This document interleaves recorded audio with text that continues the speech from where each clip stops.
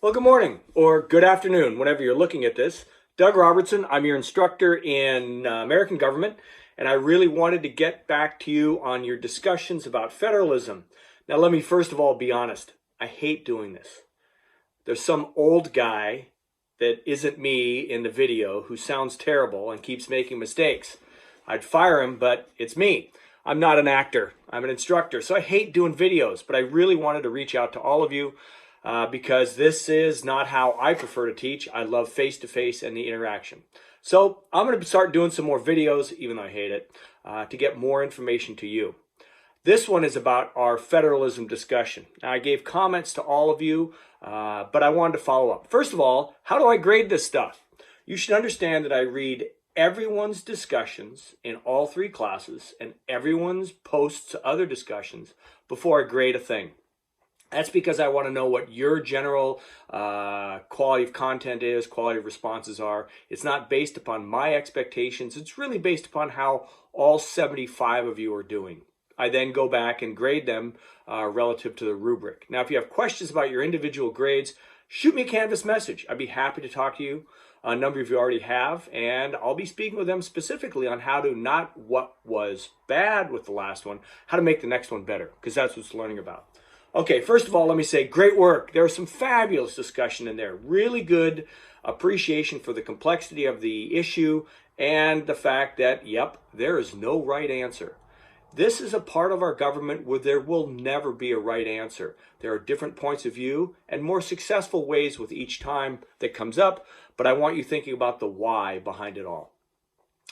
Your civil discourse was exceptional. Many of you pointed out, hey, I disagree with you, but I see good reason. A couple of you put out really great comments about, I really thought it should be state, federal, whatever. But after reading your comment, I thought otherwise. That is fabulous civil discourse. I only wish most Americans could do the same, for then we'd have a much better understanding and a much more effective political system. Also, please, when you're responding to your other students' posts, use their name. It's just nicer that way and make it personal. Now you're probably wondering, okay, Robertson, get beyond it. What are your expectations? My expectations are, first of all, just try hard. That's really it. Try hard. That's what college is all about. Now, specifics for the discussion, let me give you some ideas. First of all, organize. Don't write in one big block. Separate your responses into paragraphs. It's easier on the reader. And if I provide prompts to write to, hey, a good idea is put the prompt in, respond to it, new paragraph, put the prompt in, respond to that.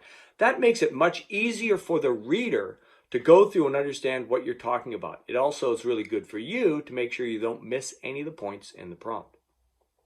The next thing I really would like you to do is apply class content. So we all got to read Chapter 3 on federalism, and there was a lot of important concepts in there, such as what's an enumerated power? Enumerated power are those set forth in Article 1, Section 8. That's for the federal government to do, and states keep your hands off it. Is COVID a federal enumerated power? Not so much. What's a reserved power? What's the 10th Amendment? Chapter 3 talked about those, and those are those kind of amorphous ideas of, well, the states in 1791 are already doing these, and we're not going to do those. That was the assumption by Madison and the Federalists that, we'll leave that to the states. The problem is no one wrote that down. And one key area of reserve power is public health and safety, COVID. So when you're writing in your post, you should be saying, gee, this is not an enumerated authority. This is a reserved authority for the state. So theoretically, the state should start off with it. Why apply class content like this? Folks, this is not your last rodeo. We're going to have continued issues where the government has to respond. And if we know the theory, we can look ahead and say, okay, with the next one, is it reserved? Is it enumerated? Can we use cooperative federalism to get to the point? That's really how I want you thinking, not just for this crisis or this issue, but you're going to be talking about American government for the next 60 to 80 years. Yep, your entire life. Now let me get to the last point. There's no right answer on this. Some people feel strongly the federal government should take over, and I would say, be cautious about that, because a centralized government is less responsive to individual needs and individual situations. Others of you should be the states. It should be the states. Watch out for that, because COVID knows no state boundary, just like pollution. So sometimes we do need a coordinated response. Many of you were saying our president is, pick your position, the best or the worst. Great, have your political opinion, but we can't have a system based upon a leader's lack of or exceptional qualities. In fact, federalism is set up to accommodate great leaders and bad leaders. As I wrote to many of you, think of the Depression. Federalism at that point allowed for what many people believe, a great leader. FDR stepped forward, led the country through the Great Deal, and frankly, overtook all states' authorities, and everyone loved it. That's where federalism works. Americans accepted it, and it turned out, historians would say, for the better. So federalism can accommodate a great leader. Federalism can also accommodate what sometimes is not a great leader. We've had many presidents who have not risen to the challenge, and then states fill the vacuum.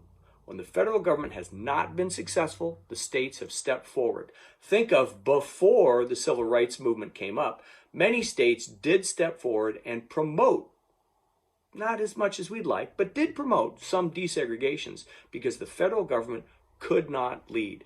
Take U.S. history. Why could they not lead? Southern Dixiecrats stopped everything in Congress. Anyway, that's where federalism can apply both for a good leader and a bad leader. Think of the system. So hopefully this gives you an idea on how to post for your next time.